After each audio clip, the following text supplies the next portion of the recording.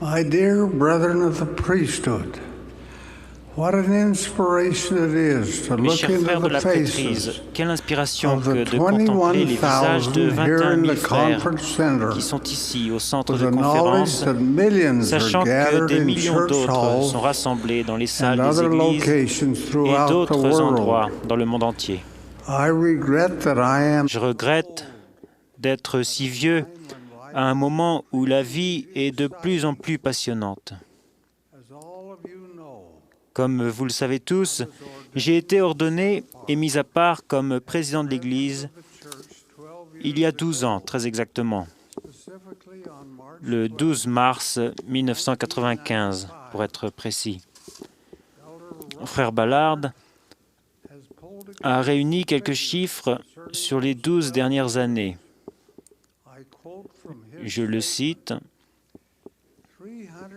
387 387 750 missionnaires sont entrés dans le champ de la mission, ce qui représente presque 40% des missionnaires qui ont jamais œuvré dans cette dispensation, c'est-à-dire 40% dans les 12 années les plus récentes des 177 années depuis que l'Église a été organisée.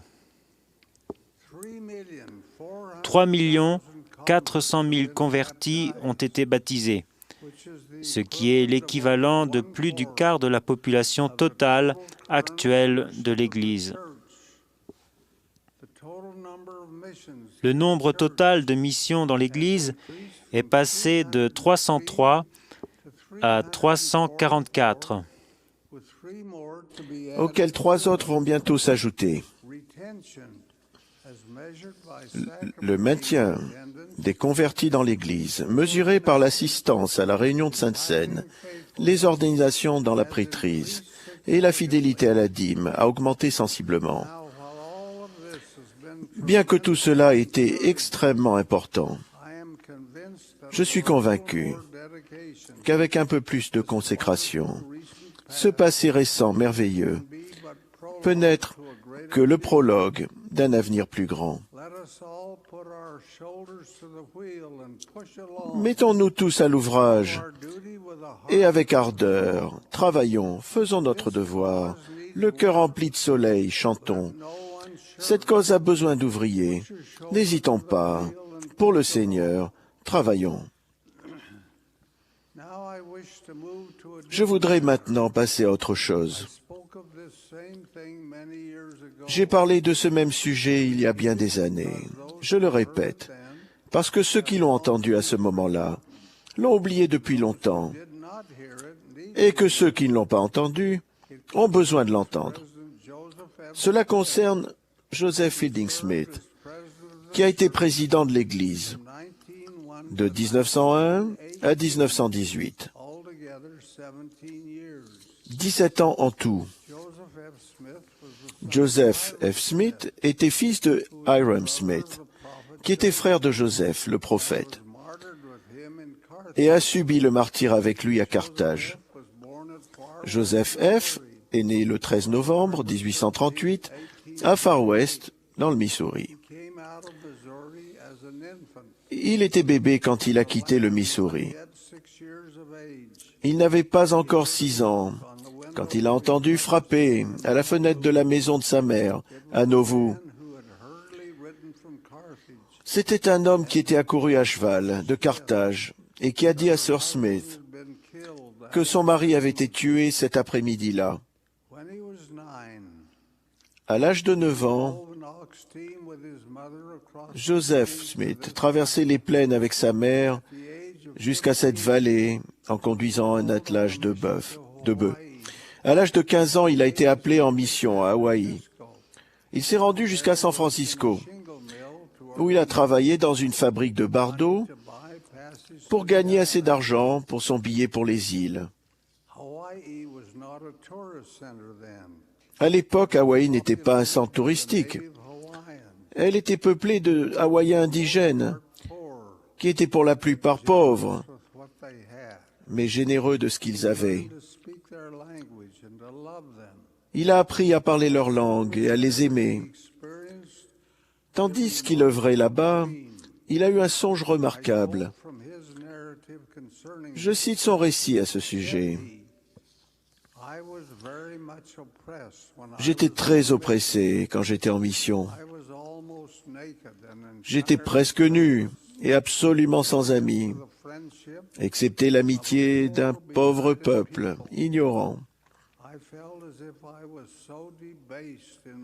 J'avais l'impression que j'étais à ce point rabaissé dans mon état de pauvreté, de manque d'intelligence et de connaissance, un simple gamin, que c'était à peine si j'osais regarder un homme dans les yeux. Pendant que j'étais dans cet état, je rêvais une nuit que j'étais en voyage et j'eus le sentiment que je devais me dépêcher de toutes mes forces, de peur d'arriver trop tard. Je courus le plus vite que je pus et j'avais conscience de n'avoir qu'un petit baluchon, un mouchard enveloppant un petit paquet. Je ne me rendais pas compte de ce que c'était, étant donné que je me dépêchais autant que je pouvais. Mais j'arrivai finalement devant une splendide demeure. Il me sembla que je savais que c'était là ma destination. Tandis que je me dirigeais le plus vite possible vers elle, je vis un panneau où il était écrit « Bain », B-A-I-N. Je me détournai rapidement, entrai dans le bain et me laver.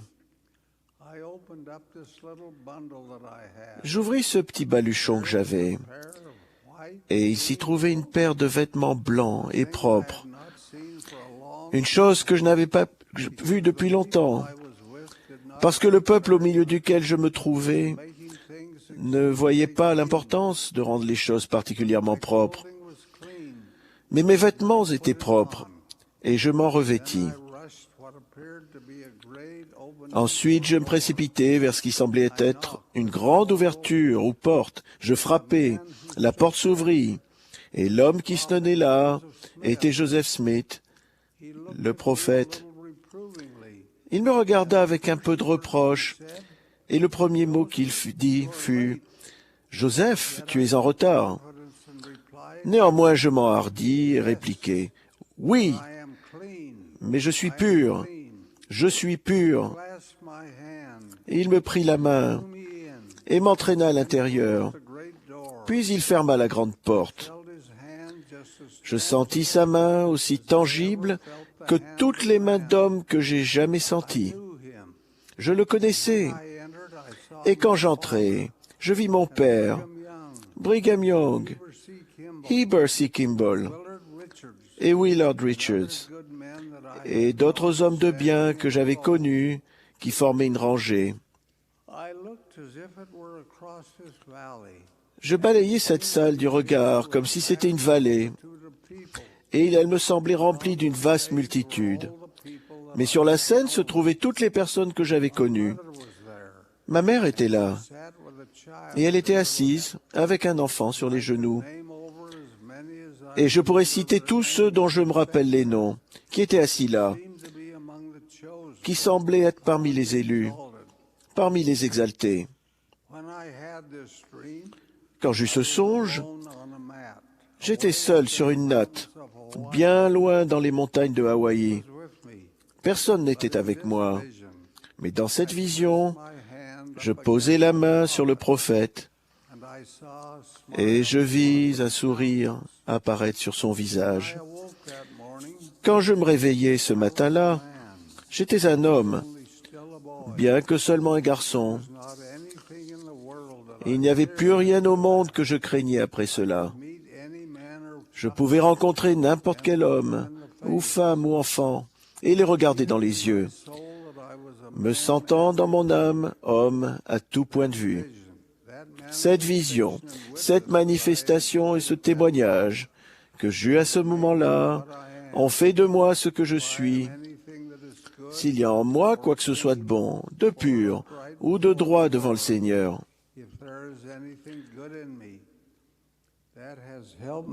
Cela m'a aidé à sortir de toutes mes épreuves et à traverser toutes les difficultés. Le point crucial de ce songe important réside dans le reproche fait par Joseph Smith au jeune Joseph F. Le prophète lui dit, « Joseph, tu es en retard. » Joseph F. répond, « Oui, mais je suis pur, je suis pur. » Ce songe a eu pour résultat qu'il a changé un garçon en homme. Sa déclaration, « Je suis pur », lui a donné l'assurance et le courage de faire face à n'importe qui et à n'importe quelle situation. Il a reçu la force que donne une bonne conscience renforcée par l'approbation de Joseph le prophète. Ce songe prophétique contient quelque chose pour chacun des hommes et chacun des garçons réunis ce soir dans cette vaste assemblée. Un vieux dicton en usage parmi nous dit que la pureté est la compagne de la piété. Ésaïe le prophète a dit, « Lavez-vous, purifiez-vous, ôtez de devant mes yeux la méchanceté de vos actions, cessez de faire le mal, apprenez à faire le bien. Venez et plaidons, dit l'Éternel. Si vos péchés sont comme le cramoisi, ils deviendront blancs comme la neige. S'ils sont rouges comme la pourpre, ils deviendront comme la laine. » Dans la révélation moderne, le Seigneur a dit, « Soyez purs, vous qui portez les vases du Seigneur. » Dans un monde qui se vautre dans la souillure, soyez purs, dans le langage, dans la pensée, dans le corps, dans l'habillement. À chacun de vous, je dis, soyez purs dans votre langage. Il y a tellement de vocabulaire malpropre et sordide de nos jours. Si vous ne vous exprimez pas dans un langage marqué par la pureté, cela vous stigmatisera comme quelqu'un dont le vocabulaire est extrêmement limité. Quand il a écrit sur les tables de pierre, Jéhovah a dit aux enfants d'Israël, « Tu ne prendras point le nom de l'Éternel, ton Dieu, en vain, car l'Éternel ne laissera point impuni celui qui prendra son nom en vain. » Le Seigneur a souligné ce commandement dans la révélation moderne. Souvenez-vous que ce qui vient d'en haut est sacré et doit être dit avec prudence et sous la contrainte de l'Esprit. Soyez purs en pensée. Le Seigneur a dit que tout se fasse en pureté devant moi. Un esprit souillé s'exprime dans un langage souillé et grossier. Un esprit pur s'exprime dans un langage qui est positif et édifiant et par des actes qui apportent le bonheur au cœur. Soyez purs dans le corps, dans l'habillement et dans vos manières. Ne vous faites pas tatouer. Si vous le faites, il viendra un jour où vous le regretterez. Seul un procédé douloureux et coûteux peut enlever le tatouage. Soyez purs, nets et ordonnés. Un habillement négligé entraîne des manières négligées. Je m'inquiète moins de savoir ce que vous portez que de savoir que c'est net et soigné. Rappelez-vous le songe de Joseph F. Smith. Pendant qu'il se dépêchait vers la demeure, il avait un petit baluchon emballé dans un mouchoir. Quand il s'est baigné et qu'il l'a ouvert, il a constaté qu'il contenait des vêtements propres. Toutes les fois que vous bénissez ou distribuez la Sainte Seine, veillez à la qualité de votre tenue. Soyez sûrs de votre propreté personnelle. Et ainsi, mes chers frères, je pourrais continuer. Je pourrais vous parler de ce qui se passe sur l'Internet. et dans l'utilisation de l'ordinateur, qui mènent à des pensées et à des actions dégradantes, qu'il suffise de dire que cela ne vous convient pas du tout, à vous qui détenez la prêtrise de Dieu. Vous êtes ses serviteurs choisis. Vous avez été ordonnés à quelque chose de saint et de merveilleux. Vous ne pouvez pas vivre dans le monde et participer aux voies du monde. Vous devez être au-dessus de tout cela. Puisse le Seigneur vous bénir, mes frères bien-aimés. Je vous dis, à vous, les garçons, poursuivez vos études. Quand vous vous marierez, c'est à vous qu'il appartiendra de pourvoir aux besoins de votre famille.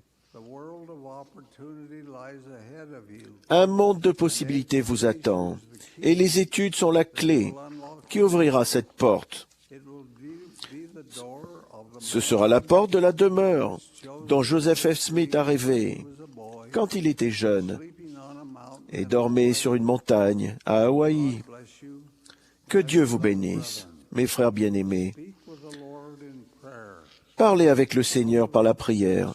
Restez proche de lui. Il est le Tout-Puissant, qui a le pouvoir de relever et d'aider. Je prie pour qu'il en soit ainsi, au nom de Jésus-Christ. Amen.